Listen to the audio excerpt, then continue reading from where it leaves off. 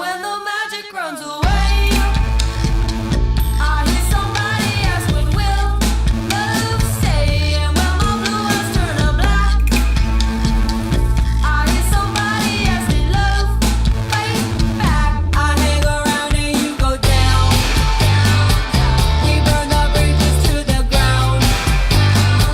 You hang around and I go down, we pick the pieces off the ground. You guys are, I wouldn't like to say a Dutch band, but you tour a lot in Holland. How would you best describe your sound or your style of music? Well, in a sense, you can call us a Dutch band because we started here. I mean, I'm South African originally, but the band actually started in Holland. This is really where it all started for us. Our very first show, I think, ever was here in Paradiso. So how I would explain to people who don't know what my sound is? Yeah, just kind of the sound of the band. I mean, the way you guys described it on your website is a pan-tropical future bass. I've never heard that kind of description before, so... Yeah, it is kind of something we made up to an extent, because at the time there wasn't really like a genre that really fully kind of explained. There still isn't really one genre that explains what we do, but it kind of, it's a good base to work from because the sounds that we make are very tropical. There's different sounds from all over the globe, kind of like folk sounds, but mixed with like bass music, so really hard, heavy rhythms and electronics and stuff. But it's really a mix of all kinds of genres. We're not purists. We're not afraid to just take whatever we enjoy and just mash it up into like this big like audio soup. So you mentioned you were South African, but you've lived in Portugal, you've lived in Spain, you've lived in the UK, you've lived in Argentina, you've lived in Holland. Yeah. How much has like your South African roots influenced your sound? Yeah. Well, I've lived in all these different places, and I really feel that each place has become part of me and part of my culture. And once again, I can't be a purist because I've become all these different cultures. And but I've always had, South Africa is the place that I was born, I was made, I grew up for the first few years of my life. And leaving somewhere also for me at least, it worked in the way that it made me even more connected to the place because you romanticize it a bit. So you're constantly thinking, you're kind of nostalgic about home. And so for the first album, I really wanted to connect to South Africa and see what was happening with people my age making music because I left when I was small. So I wanted to revisit that, being the artist I am now.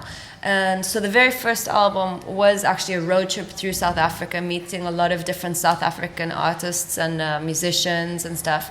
And so I really feel like I connected to a different part of myself and the country, So I found that it was very inspiring. And it's influenced me a lot, but it's not the sole thing that influences me in my music because of all the different other things that I've. Yeah. So your first album, Riots in the Jungle, which is the one you just mentioned, the thing that I enjoyed the most is the interviews you did on the street with like the local people and how you mixed that into your songs.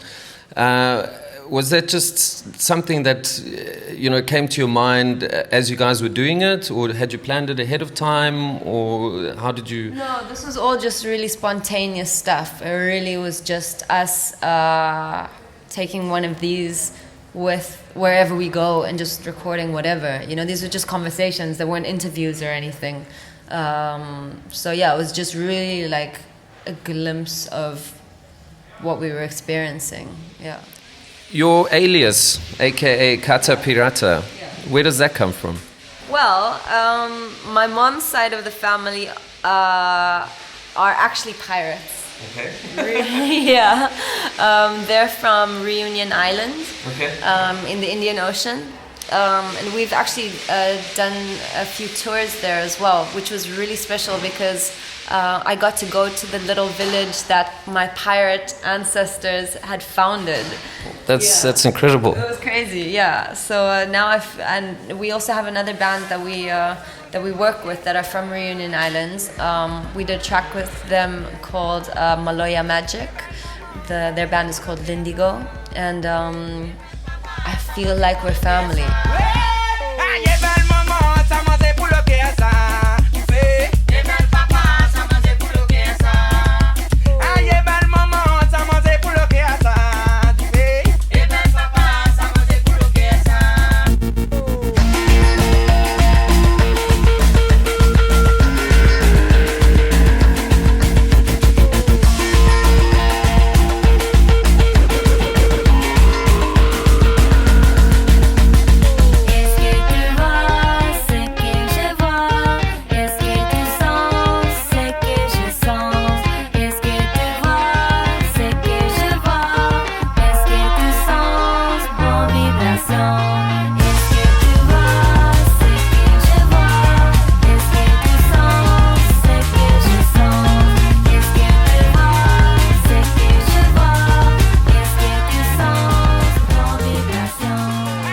Part of being a band is touring.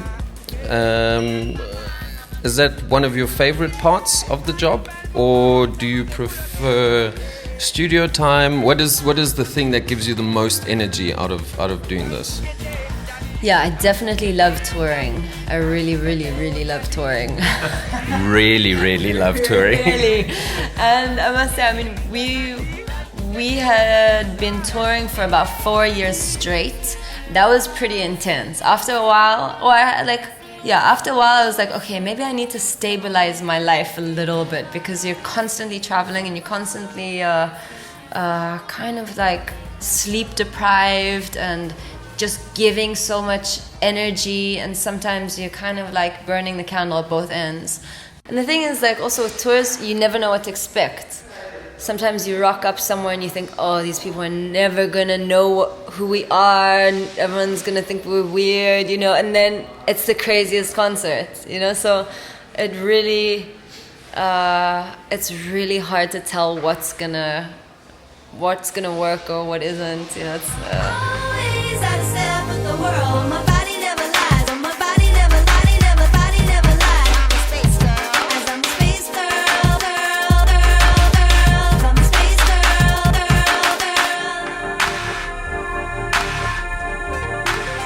So for 2017, you said you guys are going to be releasing your third album, or the aim is to release your third album.